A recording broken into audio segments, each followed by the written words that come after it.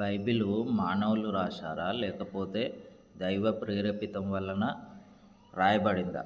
తిమోతికి రాసిన రెండవ పత్రిక 3వ అధ్యాయము 16వ వచనము, దైవజనుడు సన్నద్ధుడై ప్రతి సత్కార్యమునకు పూర్ణంగా సిద్ధపడి ఉండునట్లు దైవావేశము వలన కలిగిన ప్రతి లేఖనము ఉపదేశించుటకు, ఖండించుటకు, తప్పుదిద్దుటకు, నీతి యందు శిక్ష చేయుటకును ప్రయోజనకరమై ఉన్నది. ఇది మనుషుల ప్రేరేపితం వలన రాయబడలేదు.